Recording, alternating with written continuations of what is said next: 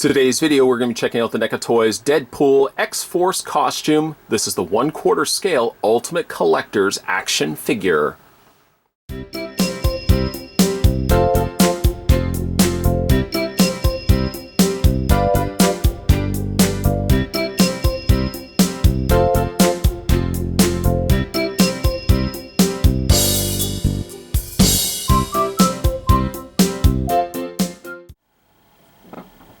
So how tall, let's grab the tape measure, how tall is 1/4 scale X-Force Deadpool? We'll start at the bottom, we'll work our way up to the top. He is exactly 18 inches in height. Digging the gray and black motif here of X-Force Deadpool. He is of course a very big looking figure and comes with a bunch of different accessories. Let's start with his face and we'll go from there. Loving the head sculpt that NECA has put on this guy. You can see that he's got one smaller eye, one larger eye, which adds a little bit of expression there. And loving also the stitch work that carries into the texturing of his face. You can see that there's the seaming on the side, right around the area of his eye openings.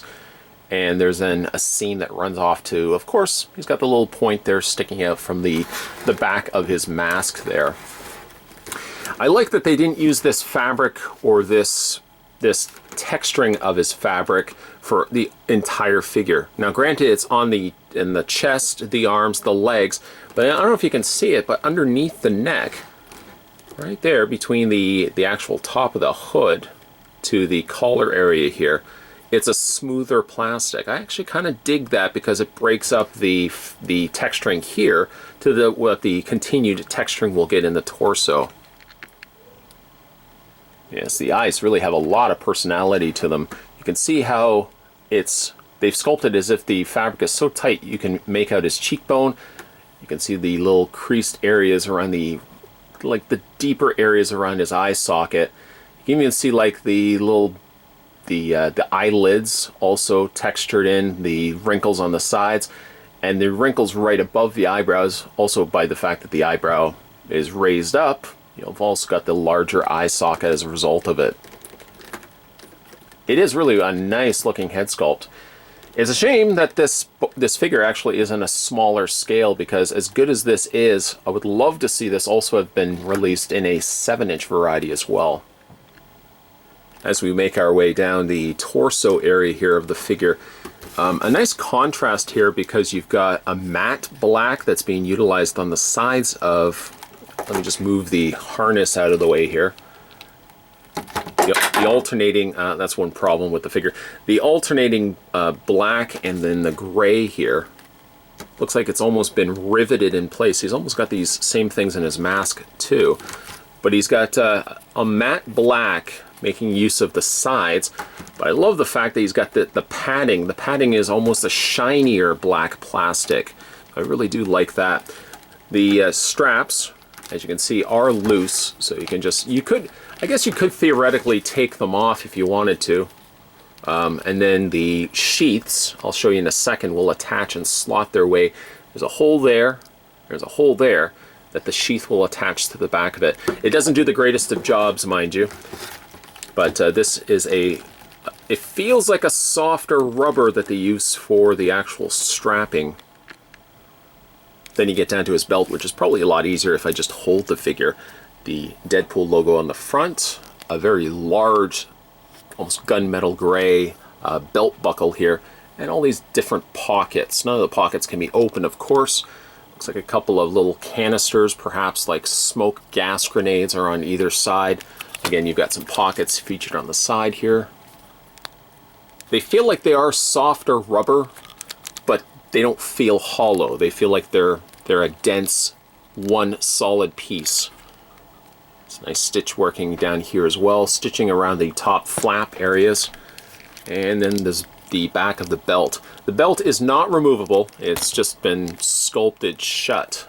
Nor do I really think that there's much of a reasoning why you would want to take the belt off. Oh, and then there's Deadpool's booty. Yes, actually, if we can go back to the sheaths for a second. This is the only problem I have with this figure, is these sheaths. They do not stay in place. We already looked at the harness. The harness has these recessed areas, and then there's a hole there, and then there's a hole on the bottom. Ideally, you're supposed to be able to take the sheaths, and there's the same shape on the sides, and then there's a peg there and a peg there. That's it. That's all that's attaching it. So it is extremely difficult, first of all, to get it to catch on itself. You have to apply really a lot of pressure, and I find 9 times out of 10 that the sheaths end up falling out, especially if you start sliding the katanas in. Actually, it's probably best, why don't we look at the katanas and then we'll keep looking at the figure.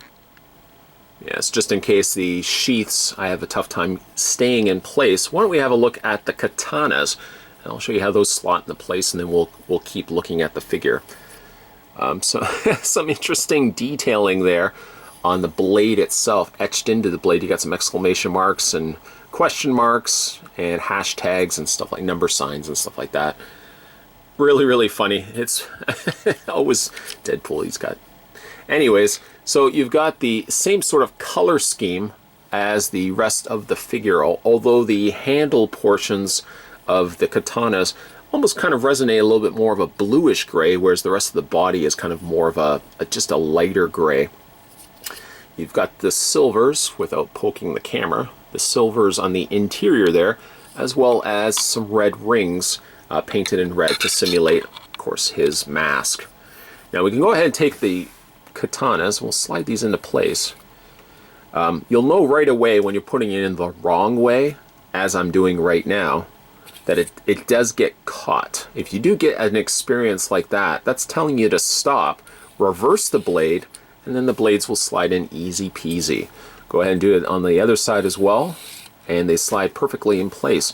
No problem actually with the katanas finding their way into the sheaths themselves. My biggest problem actually is with the sheaths staying in place.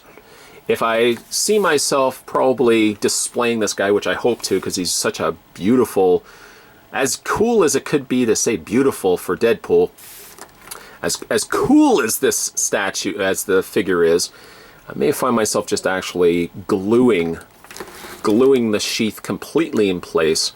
And then I'm not going to worry that this is going to be coming out, because it just doesn't seem like it's the most secure fits, in all honesty, staying into the back of Deadpool's harness here. Resuming where we left off, the rest of that really cross-hatching sort of sculpt here carries itself also down into the legs, where you've got some additional pockets here around one area of it, one leg. The other leg is completely just vacant of that. And then he's got one giant holster. Normally this would be a regular sized holster. It just so happens that because we're looking at it on a 1/4 scale figure, it does look a little bit bigger. Then you've got these strappings on the side where it's been strapped itself around his legs. As we move a little bit further down, there's a sheath for holding his blade, which I'll show you that in a second. A couple of shin guards on the bottom by his calves, and then he's got the boots there down as well. Nice, again, color scheme between the lighter grays, the blacks, and you've got some additional silver there on the tips of the feet.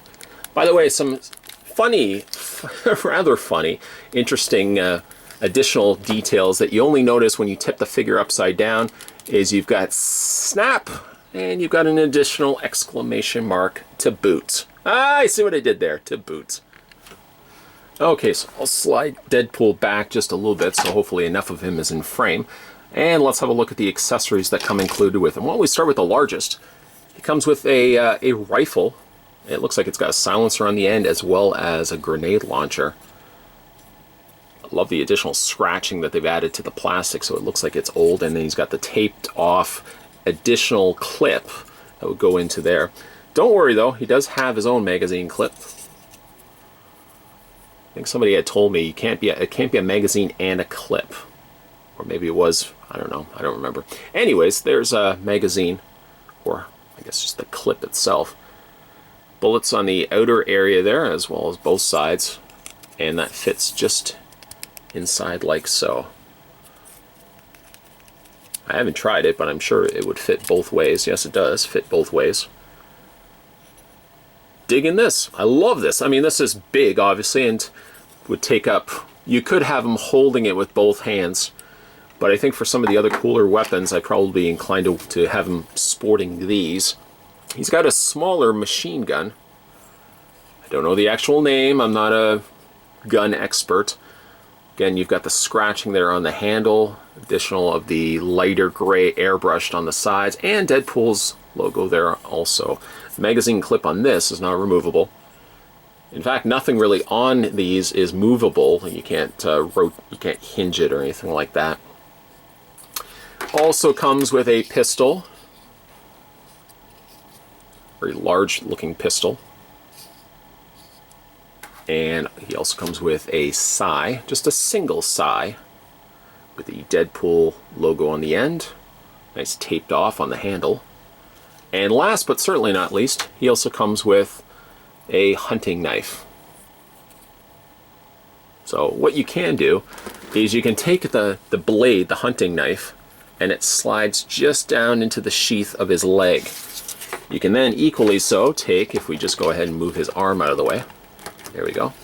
You can go ahead and take the pistol, and the pistol houses itself somewhat difficultly, I might add, because you have to get it around the pockets here, which seem to be, this one pocket gets really in the way when it comes to trying to get the pistol completely housed in his holster. I think my preferred way of displaying this guy may not necessarily be the katanas, but I think it's probably going to be this. I just really like this particular machine gun. Again, I do not know the name of the name. I don't know the name of it. Somebody's like, what? I do not know the name of this gun, so if you know it, congratulations. I probably will find myself displaying him more so with this gun because I just always really like the look of this particular gun. Oh! And then he also comes with some interchangeable hands. Of course, we can't forget his interchangeable hands. Currently, he's got a pair of, well, trigger firing hands, but he also comes with a series of extra interchangeable hands. One disappointing end of it, though, is he doesn't come with a whole lot for that socket. He comes with a series of gripping hands, but you'll notice one trend is that they're all for this hand here. So he has a total of I think he has a total of 7 hands. He has 5 hands for this hand, this arm here. And then on this hand, he's only got the one trigger hand, but he also does have this hand. It says D-pull. I do like that quite a bit. Enough, maybe I wouldn't necessarily display him with it, but I do appreciate the fact that they would have included this along with him. That I think it's really, really cool. Running through Deadpool's articulation, his head hinges back and forth. It actually is on a ball joint, so you can rotate that back and forth, up and down. He has an upper torso crunch. He has a waist swivel. I'm surprised actually that the sheaths have not fallen off thus far. Arms hinge out on universal joints. The arms hinge back and forth. It's got a swivel on the bicep. Everything is much bigger on this guy than a conventional 7-inch figure. Double hinge on the elbow. There's a rotation on the hand. Hand hinges back and forth. Then you get to the legs, which are slightly on the creaky side, but they do have joints that allow the legs to move back and forth. I do find that the legs don't seem to want to move forward and back, so you may only be relegated to having the legs moving in and out. He has a double hinge on the knee, which is good, although, I mean, you could get a double hinge happening in the knee, but it really won't allow the figure to stand very well because ultimately he's going to topple over. The ankle has an ankle pivot, forward and back there, as well as a hinge on the foot. I mean, don't get me wrong, I appreciate the fact that this guy would have double hinges in the knees. Double hinged elbows obviously can go a long way. Double hinges on the knees, however, for his size and the fact that he is a very top-heavy sort of figure, even if you were to bend his knee, you would have to kind of find something to compensate for him. He doesn't come with a display stand, so if you were to bend one knee, you may find yourself with a figure that's going to ultimately topple over because he doesn't seem to... He stands well enough if his legs are completely flat or straight and his feet are completely flat on surface. Any bit after that, if you start additionally to bend the knee,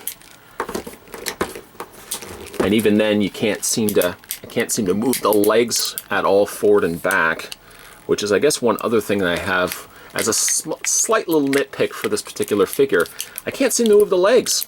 I can move the legs out, don't get me wrong, but I can't seem to move the legs forward or back, which also can eliminate any sort of additional fun ways to display the figure, because ultimately he just chalks up to be a very large figure. Impressive to look at, yes, but a little bit more of a pain in the butt to try to pose, especially from essentially like the legs down are the biggest problem for this guy.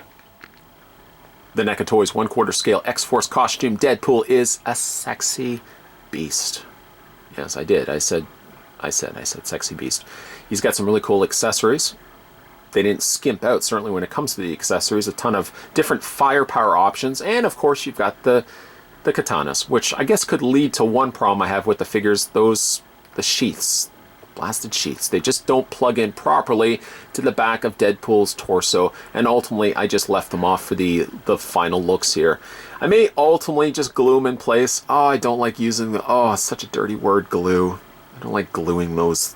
I don't really like gluing anything into a figure, because it means it permanently will be there, but I might just do that because I do like the sheaths on his back. I just wish that they would stay properly in place. Using 2 peg holes and 2 pegs does not make for a solution, I think, for attaching something like that to Deadpool's back. Other than that, I love this figure. And I know what you're thinking. This guy loves quarter scale figures. Well, I do. I always really liked quarter scale figures. It's just my biggest problem has always been, and still will ever be, finding space on a shelf to put these guys. They won't fit on a standard shelf. That's why I usually gravitate a little bit more towards doing 7-inch figure reviews. They don't even fit in a D12. So you could have a floater shelf a little bit further down from the ceiling. You could put them on display there, or you could probably even just put them on the floor near other display collectibles that you may have. I still think he's a fantastic looking head sculpt despite his size. I love the texturing that they added to the kind of that cross stitching added to his fabric, so it added a little bit extra depth to it. He's got tons of different pockets. He's got a lot to look at. He's a juicy splendor to look at with your eyes. Yeah, I did. I said juicy splendor. Again, lots of accessories. I wish he kind of would have had more interchangeable hands for the one hand, because unfortunately the other hand gets 5 hands, and the other one gets relegated to 2 hands, with one of them being the brass knucks. Color palette for this guy is a little bit more subtle. Of course, he doesn't have the red colors that a normal Deadpool will have, but I think that's something to be said for his charm.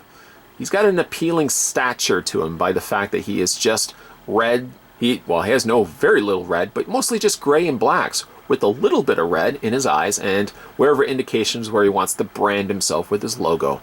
Still a great looking figure. This guy currently should be available in comic book stores should you want to add this guy to your collection, as I would highly recommend it. And also the only other thing I would say about this particular figure, which I guess is the same consistent trend I've noticed with a lot of quarter scale figures, is that the legs are really only there to keep the figure standing up. Let me just clarify what I mean by that. Sure, he does have posability in his thighs and his knees, but for the fact that a figure like this tends to be a little on the top heavy side, a lot of times, I find at least, I'm doing more of a balancing act getting this guy to stand. So even though he's got double jointed knees, you really can't do a whole lot with them, because he ends up just ultimately falling over. Unless you can find something to kind of keep this guy propped up, is about the only way that you would want to take any bit of risks for when it comes to getting crazy with his lower leg articulation. His upper arms are not so much the problem. I love the fact that they have the double hinge on the elbows, but the lower legs really can't do a whole lot with them. A forward and back motion seems trickier on a figure like this, with really the splits being about the only option that you can do with the actual thighs. Okay, I said everything I think I said everything I wanted to say. Now I just have to figure out what I'm going to have for lunch. What am I going to have for lunch? Maybe roast beef sandwich. I think that's going to be good. Anyways, today we were having a look, thank you, at the NECA Toys quarter scale X-Force costumed Deadpool. Mwah! Love you. Love you, you sexy beast. If you guys haven't had a chance to hit that little subscribe button down below, make sure you do so. Many more videos will be coming your way. I think we'll also do some more quarter scale figure reviews as well. Somebody just has went and fallen out of their chair. I'm so sorry.